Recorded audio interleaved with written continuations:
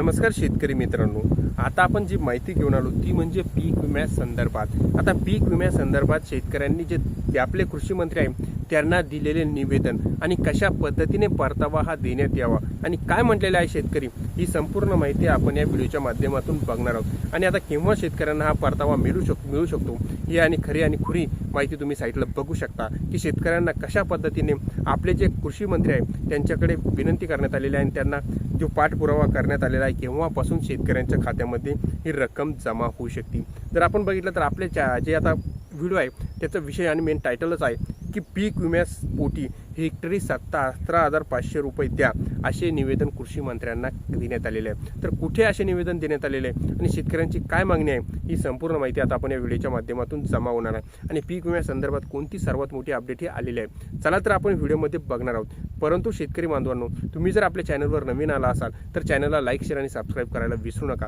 कारण तुम्हाला माहिती अशी महत्त्वपूर्ण माहिती आणि खरी बातमी आपण तुम्हाला या चॅनलच्या माध्यमातून देत असतो। तर शेतकरी बांधवांनो, जर आपण बघितलं तर राज्यातील शेतकऱ्यांना सरसकट 2 लाखापर्यंत कर्जमाफी देण्यात यावी तसेच मुख्यमंत्री देवेंद्र फडणवीस यांनी आधीच जाहीर केलेले होते।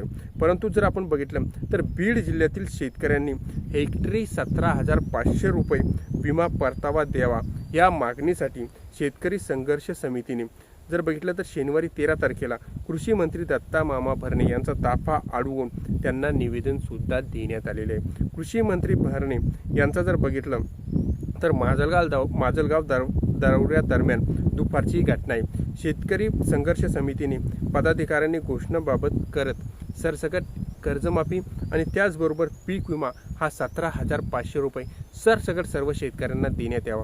कारण आपल्याला माहिती पूर्वी पीक विम्यामध्ये 4 टिगर होते, परंतु या सरकारने ते सर्व 4 टिगर काढून आता शेतकऱ्यांना फक्त एकच टिगरमध्ये बसवण्यात आहे, ते म्हणजे कापणी प्रयोगानंतर शेतकऱ्यांच्या खात्यामध्ये पीक विमा जमा केला जाणार होता।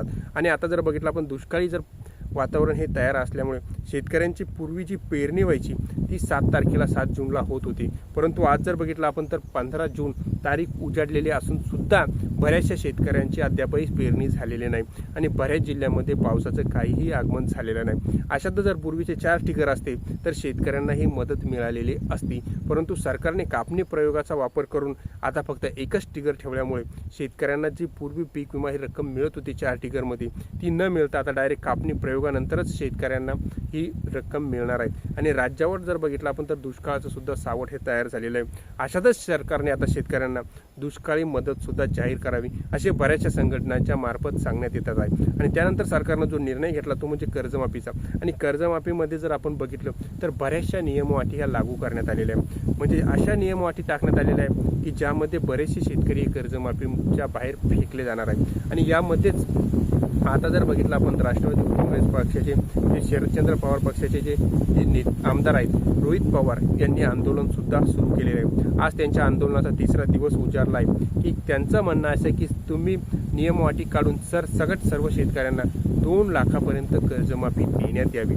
तर तुमचे काय मत आहे की पीक विमा हा शेतकऱ्यांना मिळायला पाहिजे किंवा नाही मिळाला पाहिजे आणि पूर्वीप्रमाणे पीक विमा हा लागू करायला पाहिजे किंवा नाही करायला पाहिजे, हे तुम्ही तुमचे मत कमेंटमध्ये नक्की सांगा। आणि कर्जमाफी संदर्भात जो आता रोहित पवार यांनी उचललेलं पाऊल बरोबर आहे किंवा नाही ते सुद्धा तुम्ही नक्की कमेंटमध्ये कळवा। आणि नियमअटी ह्या वगळण्यात यायला पाहिजे किंवा नाही, तुम्हाला काय वाटते तुमचं मत नक्की कमेंट बॉक्समध्ये सांगा।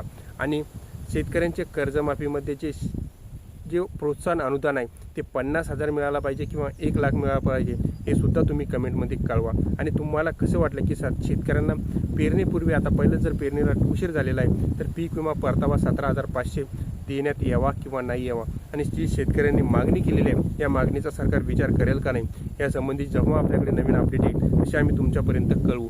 जर माहिती आवडली असल्यास चॅनलला लाईक शेअर आणि सबस्क्राईब करायला विसरू नका। धन्यवाद।